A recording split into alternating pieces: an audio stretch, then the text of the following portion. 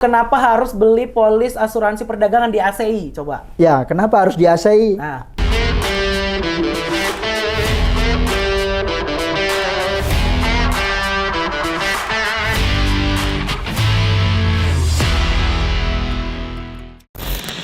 My Podcast, My ACI. Halo guys, ketemu lagi dengan Rianda di sini yang akan nemenin kamu di podcast kesayangan kita yang pastinya dengan bintang tamu yang paling menarik dan paling pintar di ACI.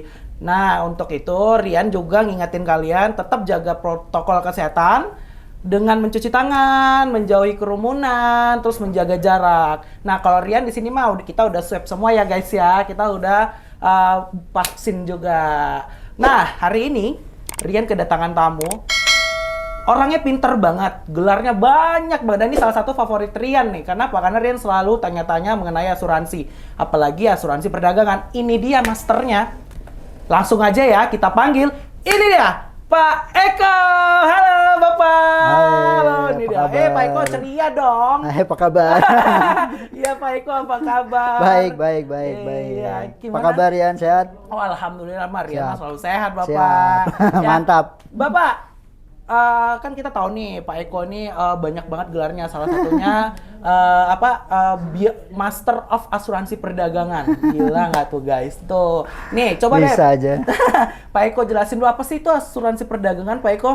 Ya, makasih Rian. Jadi memang di ACI fokusnya sekarang sedang di asuransi perdagangan. Jadi secara garis besar ya mungkin untuk mudah dipahami adalah apa sih asuransi perdagangan itu? Yang pertama yaitu dia mengcover resiko yang dihadapi si penjual apabila pembelinya tidak melakukan pembayaran, baik itu resiko komersil atau resiko politik. Jadi itu secara umum itu definisi dari asuransi perdagangan. Nah, jadi kan ada dari dalam transaksi kan ada penjual dan pembeli. Nah, ketika penjual ini sudah mengirimkan barang dengan skema pembayaran tertentu, ada resiko dong tidak dibayar oleh pembeli. Maka asuransi perdagangan mengcover resiko itu. Jadi penjual bisa mendapatkan ganti rugi ya, rasa aman gitu dan ya. ganti rugi. Nah, gagal bayar dari resiko komersil dan resiko politik. Resiko komersil dan politik tuh yang gimana sih Pak Eko? Ya, jadi Asperdag itu ada dua. Yang pertama domestik atau yang ekspor. Jadi kalau resiko yang ekspor, resiko komersil itu ya mungkin atas transaksi ekspor.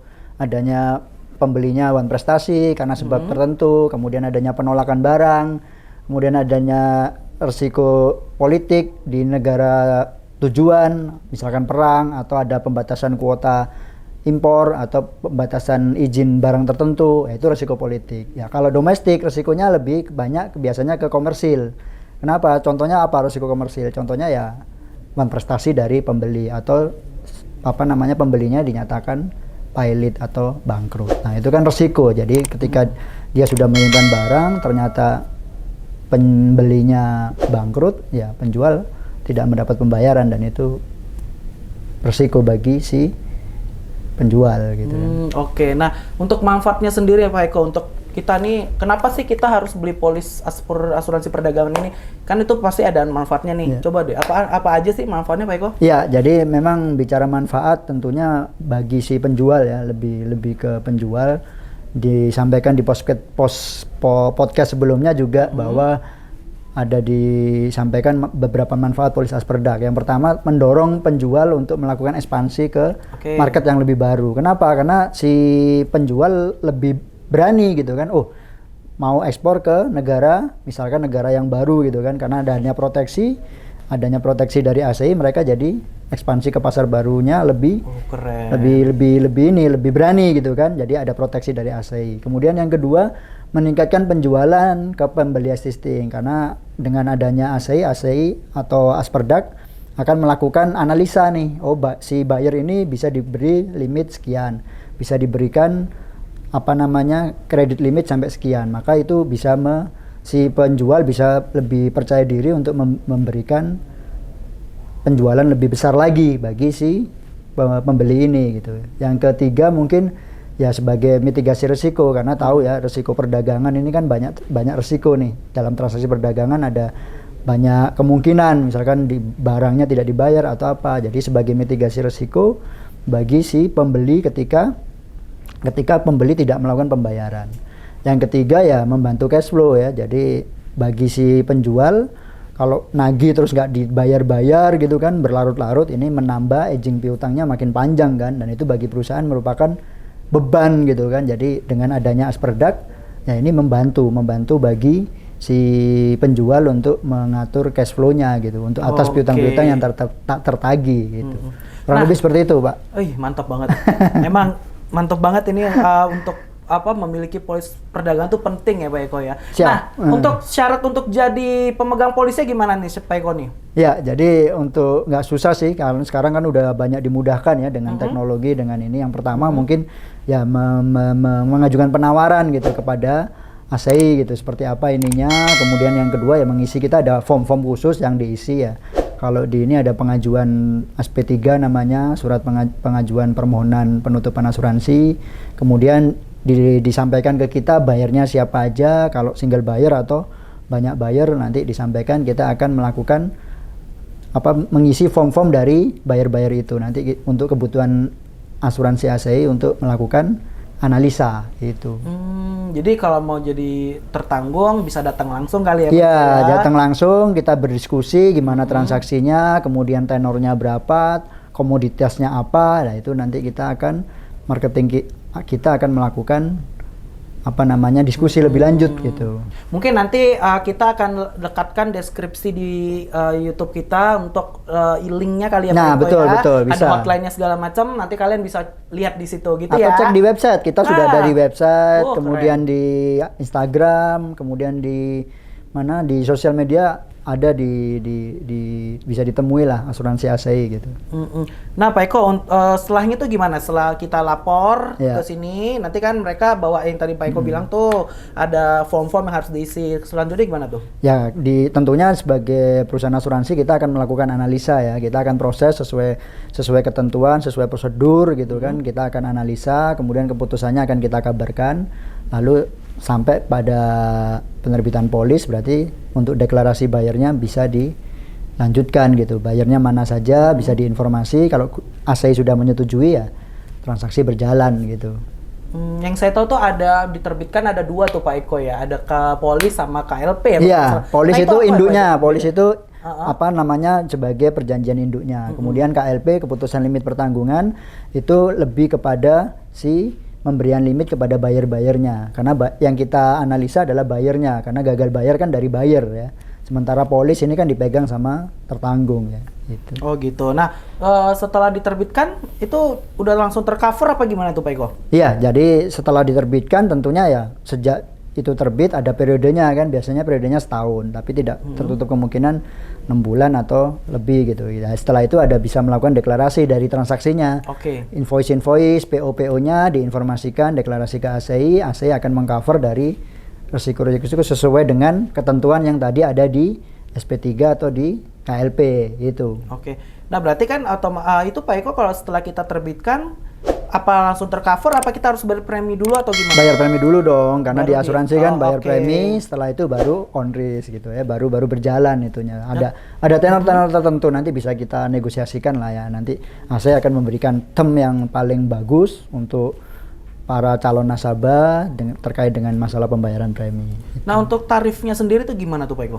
Oh tarif biasanya kita ada beberapa ya yang menentukan tarif. Yang pertama ya mungkin tujuannya apa, kemana gitu kan, negaranya mana, kemudian term of payment-nya seperti apa, tenornya berapa lama gitu ya. Jadi kalau domestik ya nanti kita ada analisa lanjutan gitu. Kita akan elaborasi lah ya, kita akan gali bagaimana transaksi antara si penjual dan pembeli ini gitu. Nah, kalau di kendaraan bermotor tuh kan ada rate batas bawah, rate batas atas nih Pak Eko. Betul. Kalau di Asperdak sendiri gimana tuh? Ya, kalau di Asperdak ya kita ini bocoran aja ya. Bocoran aja nih biar ini ya. Rate-nya sih sekitar ya 0,3 sampai 3% atau 4%-an lah ya. Kalau di domestik di kisaran 0,3 sampai 2%. Tapi itu negotiable berdasarkan apa ya? Yang tadi saya sebutkan tadi kan ada kelas negaranya seperti apa, tujuannya mana, tenornya berapa lama. Nah, itu nanti kita diskusi. Asik lah pokoknya kalau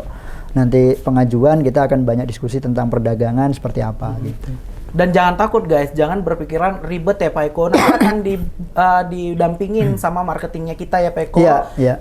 Mulai dari penutupan premi, penutupan asuransi sampai pembayaran premi juga ya Pak Eko. Betul, ya? betul. Nah untuk biaya-biaya lain ada nggak tuh Pak Eko? Biaya lain standar lah ya. Kalau di biaya polis kan itu standar lah. Ada standar biaya polis. Kemudian karena kita melakukan analisa dan sifatnya silent basis, artinya si buyer ini nggak tahu kalau diasuransikan, maka kita ada biaya cas untuk mencari informasi buyer gitu kan. Informasi buyer ini apa? Nanti kita kerjasama dengan beberapa agensi informasi buyer dan beberapa SCA, kita akan kenakan di situ. Dan biayanya saya kira relatif inilah. Nanti kan kita akan kita akan sampaikan bahwa ini seperti ini kondisinya. Kalaupun bayarnya nanti dalam hal ini kita nggak bisa cover, ya kita akan sampaikan, Pak ini bayarnya berbahaya. Kemudian Bapak limitnya seperti ini aja. Kita diskusi di sana gitu kan. Gitu. Ya jadikan ASA ini sebagai partner lah ya, partner bahwa kita berdiskusi bagaimana perdagangannya si penjual ini bisa meningkat gitu. Tapi menurut saya itu termasuk murah loh Pak Eko. Iya. Dengan jaminan yang kita jamin itu dengan rate segitu tuh udah murah tuh. Iya, bener lah. Ini ASI. tidak banyak nih asuransi yang menjual produk ini, dan tentunya ini sangat dibutuhkan. Hampir semua perdagangan atau transaksi dagang ada resiko gitu kan. Resiko tidak dibayar, resiko si pembelinya bangkrut. Kemudian kalau dia ekspor ada resiko negaranya perang, kemudian ada resiko apa namanya penolakan barang. Nah, itu menjadi worth it lah ya untuk kita dengan rate dan harga segitu saya kira. Nah, berbicara soal resiko dan ganti rugi. Nah, itu ganti rugi atau klaim itu gimana sih Pak Eko biasanya? Oh iya, jadi bicara ganti rugi memang kita nggak bisa 100%. Oh gitu. Karena sesuai dengan prinsipnya kan ada tanggung jawab juga bagi si penjual untuk menyelesaikan transaksinya gitu. Kita cuman ganti sekitar ya antara 70% sampai 90%. Gimana penentuannya? Ya nanti tergantung resiko tadi. Ada gimana komoditinya, kemudian kita resikonya seperti apa gitu. Kan kita bicara asuransi bicara resiko ya. Jadi semua bergantung pada penilaian resiko dari transaksi yang terjadi gitu. Fakta-fakta di transaksi itu seperti apa. Itu Pak Rian. Oh Pak, terakhir nih. Ya. Kita bahas soal klaim tadi Pak. Untuk pembayarannya itu gimana Pak? Proses pembayaran, terus pengajuan klaim. Ya, saya jelaskan secara garis besar bahwa klaimnya kita ada beberapa jangka waktu ya. Jadi sejak invoice itu due, kemudian ada sekitar tenggang waktu sekitar 120 hari sampai 210 hari untuk masa bahwa si transaksi ini diselesaikan atau dibayar gitu. Baru setelah melewati itu, apabila itu benar-benar nggak dibayar, baru bisa mengajukan klaim ke ASI. Kenapa seperti itu ya? Karena lazimnya suatu perdagangan kan pasti ada masalah nih. Ada mungkin buyer lagi belum laku barangnya, atau penjual ini belum mendapat pendapatan sehingga bisa belum membayar. Jadi waktu tenggang itu adalah waktu di mana ya reconcile lah antara si penjual dan pembeli seperti apa. Kalau memang itu parah dan tidak dibayar juga, ya sudah. Saya akan masuk di situ dan mengganti resiko-resiko yang tadi kita terima tadi atas deklarasi invoice tadi gitu. Betul. Gitu, mantap banget. Nih, ini benar-benar terakhir nih Pak Eko nih. Siap. Menurut Pak Eko kenapa harus beli polis asuransi perdagangan di ACI? Coba. Ya, kenapa harus di ACI? Nah, ya saya bilang sih ACI berpengalaman ya, sejak 80-an ya didirikan. Kita didirikan oleh pemerintah dengan misinya ya membantu para eksportir untuk berani, untuk pede gitu kan, masuk melakukan ekspor ke luar negeri atau ke negara lain untuk membantu itu. Jadi jangan takut gagal bayar ditanggung oleh ASI. Itu tujuannya ASI dulunya. Tapi semakin kesini ya kita berpengalaman udah berapa tahun ya, hampir lebih dari 30-40 tahun ya kita berkecimpung di asuransi finansial gitu kan. Dan tidak hanya ini saja, banyak asuransi finansial lain yang ASI saya kira cukup mumpuni lah untuk dijadikan referensi, dan jam terbangnya membuktikan beberapa klaim juga kita selesaikan dengan baik. Itu provennya ASI di situ. Oh, mantap banget. Emang ASI ini mantapnya di asuransi perdagangan. Iya, betul. Ya. Jadi, ya. Nah, Pak Eko, terima kasih. sharing-sharingnya luar biasa. Kelihatan memang ya guys ya pinternya nih Pak Eko ya. Siap. Woi, ngeri. Keren Pak juga nih ininya apa namanya MC-nya nih. Iya, Menggali sampai saya alhamdulillah. kesulitan Iya. menjawab nih. Pak Eko, nanti kapan-kapan saya undang mau datang lagi ya Pak Eko ya. Siap, siap. Nanti kita akan Anytime, Pak. Ya Pak? Anytime, Oh kapanpun. iya, nanti saya telepon nih, tim-tim kita banyak nih, kreatif-kreatif loh Pak. Iya, siap. Oke guys, itu aja. Kalau misalnya Rian ada salah-salah kata, mohon maaf. Dan tetap saksikan terus podcastnya kita, My Podcast My SI.